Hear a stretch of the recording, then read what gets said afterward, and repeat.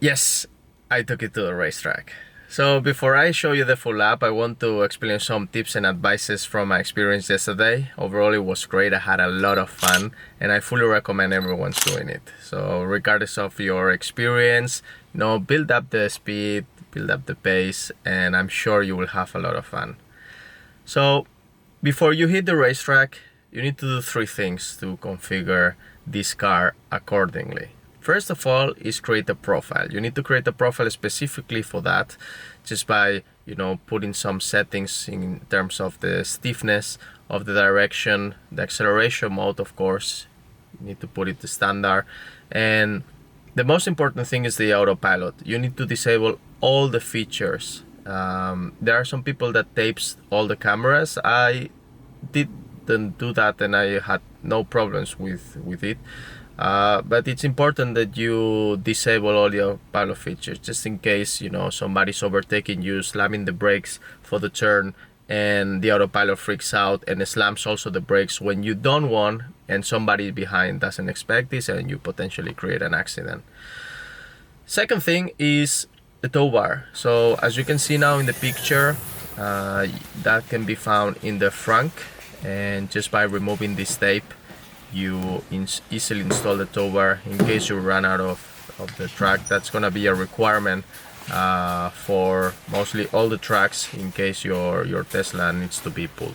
And third thing is the wheel covers. So all you want to do is remove them, because of course your brakes are gonna run hot and you're giving them fresh air. At some point, believe me, you're gonna get the brakes hot message, and just by removing them, you are delaying this message to be appear.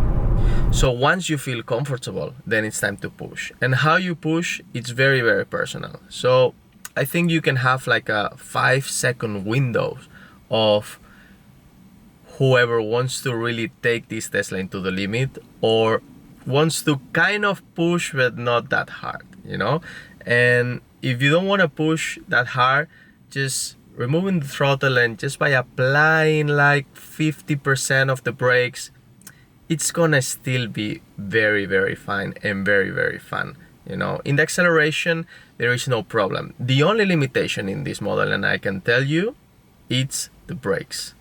Okay, I had no problem with the battery. Obviously it was 20 degrees outside, and maybe if you are into a racetrack with 35, probably the battery will at some point tell you that it's not giving the full power. But in my case, I found the highest limitation was the brakes.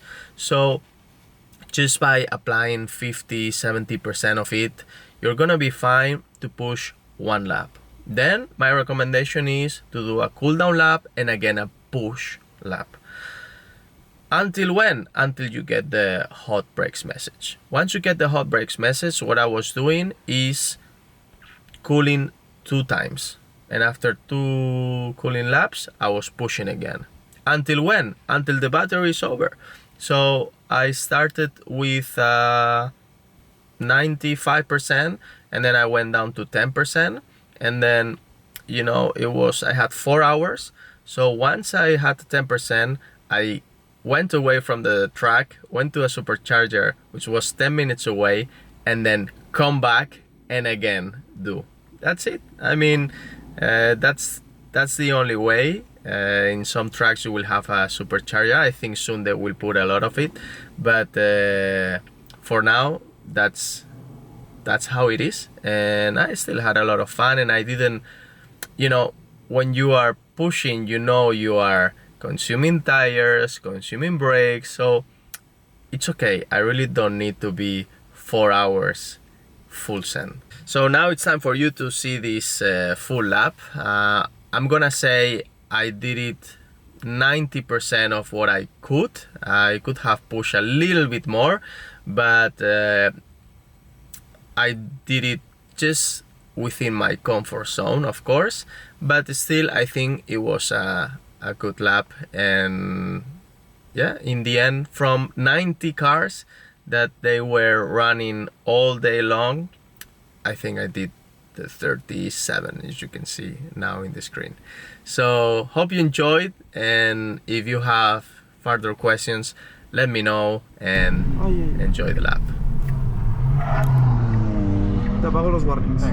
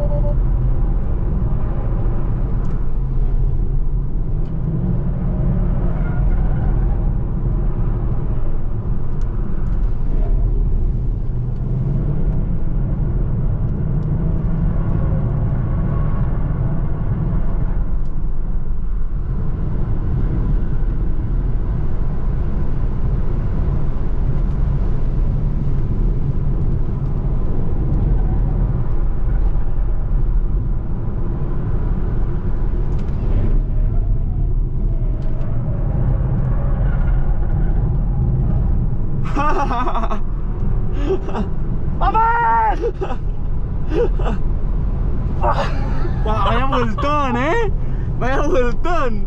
Vaya vueltón, chaval.